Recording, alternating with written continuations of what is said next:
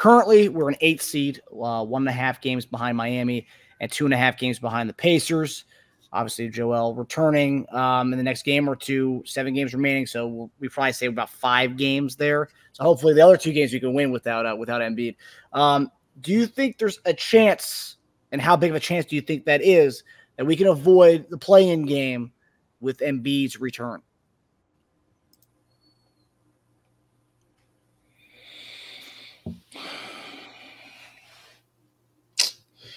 You said 2.5 from the Pacers?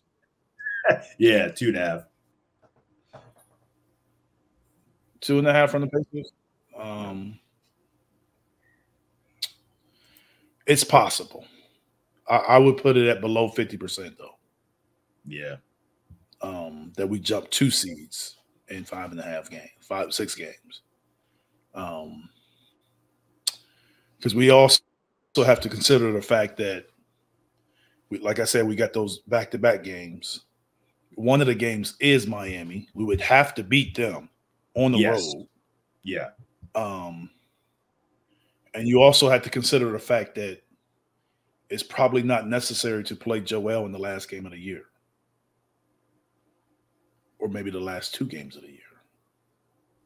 Yeah. So unless this is on the line. Yeah. I mean, my thing is, what I'm basically saying is, I think we may have to win out and they lose some games. And we, obviously beat Miami. So that's a loss and plus for us.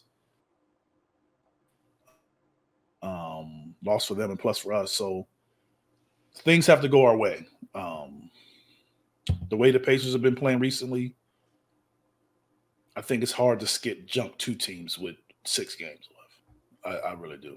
Now, if we had the same record, that would be different. But if they're 2.5, and I don't even know, like, if in 1.5 with Miami, like, who has tiebreakers? Because you got to think about that. Because if someone has tiebreakers, that's really like an extra game. Indiana has it over us, and if we beat Miami, we'd have it over them, I believe. It would be 2-2, wouldn't it? So that's it's 2-2 Miami. Oh, yeah. Because I think we need to win this game in order to get the hold on.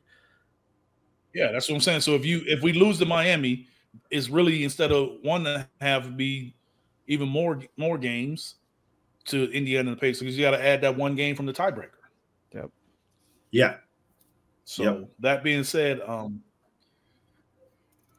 it goes a little probably to 30 to 40% now.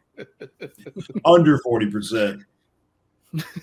Yeah, just because I don't think Joel's gonna play all those games. Like, we're saying how effective can he be to help us? I don't see it. I don't see him playing, and then we're gonna play him 30, 40 minutes the last 2 games of the year at home on a Friday and a Sunday. Then we turn around and play again that Tuesday. Yeah. Or Wednesday, whenever they have us play.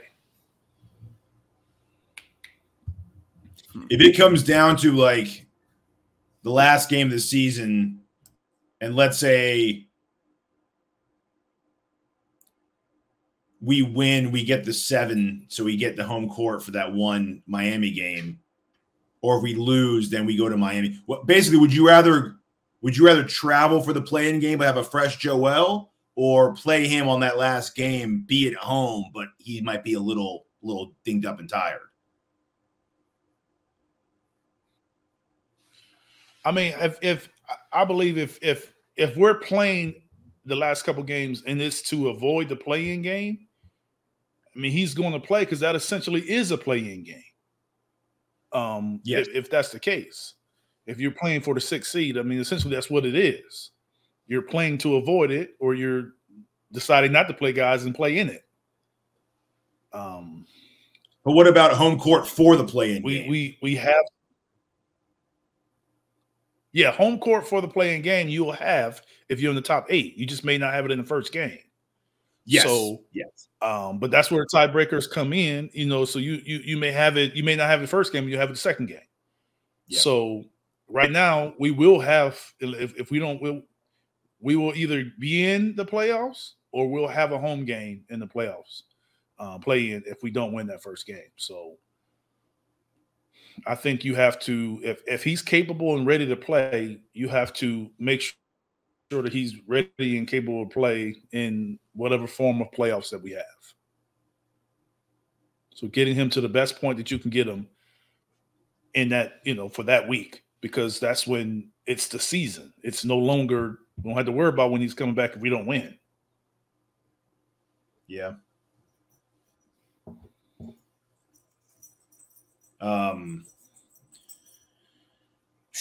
So 7 games left.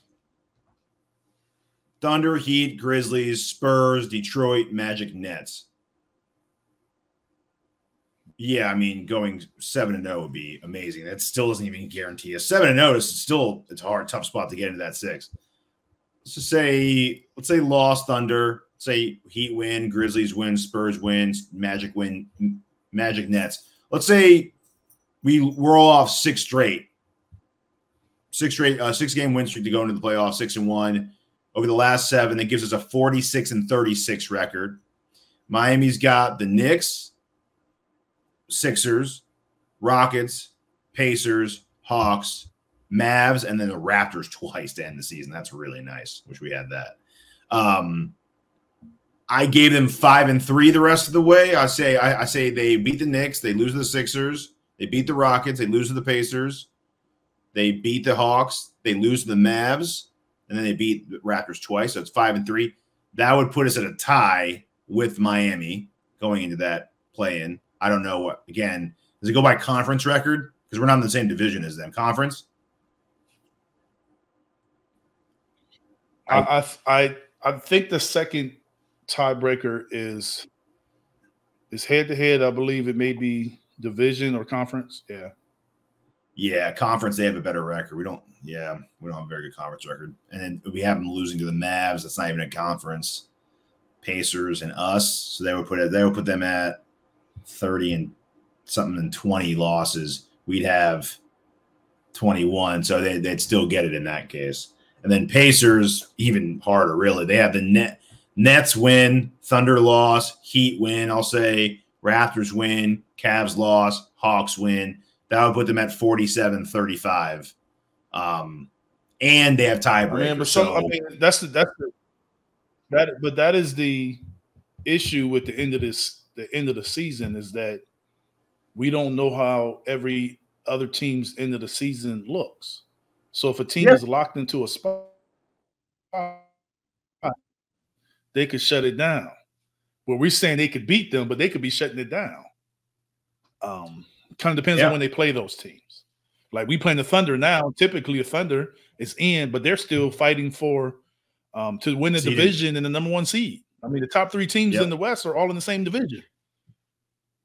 So you could have one of the top teams in the West and be in 3rd place, and you in 3rd place in your division. Yep. Yeah.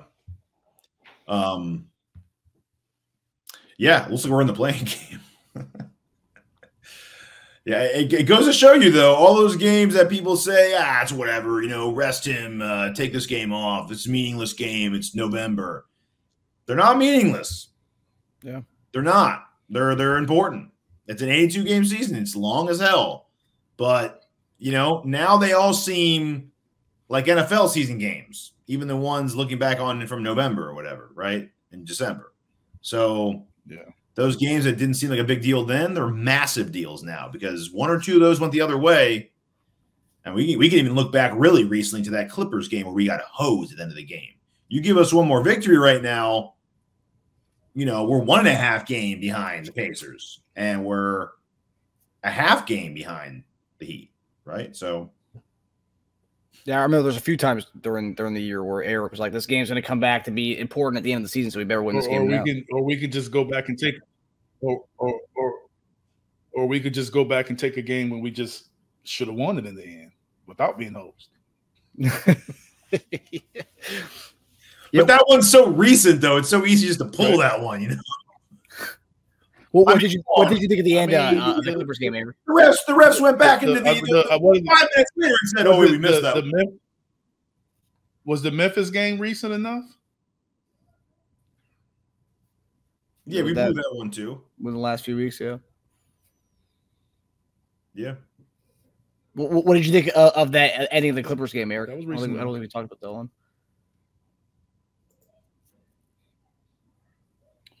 one. He got fouled. Yeah. It was. I thought it was a foul when it happened. Paul kind of. I mean, he kind of did what he was supposed to do and kept his hands straight up. He was just moving to the side, moving left. Like you got to stay parallel, straight up and down. And it was a foul. So they missed the call. Yeah, they said 2 minutes later too. But we also Batum kind of tapped the ball instead of grabbing it. That also started the clock earlier. Mm-hmm. Yeah. Yeah. With a tap back, you know what I'm saying? So it was kind of to push the time. But that type of stuff happens, man. You miss call in the end, you give yourself, you had a chance to win, miss call. That happens. I don't necessarily look at that game and be like, that's the one that's going to hurt us. It's some other games that I could pull before I would pull that one. Yeah. Yeah. I mean, we blew games. We blew the Grizzlies game. At the Nets, we lost by 5. I mean, the Cavaliers game we were looking good against. Yeah. I mean, that's 3 right there. You take 2 out of those 3, and we're right on the Pacers' ass. And we're, all we need to do is just do our job, and we're in. So sucks. Yeah. It's unfortunate. Yeah.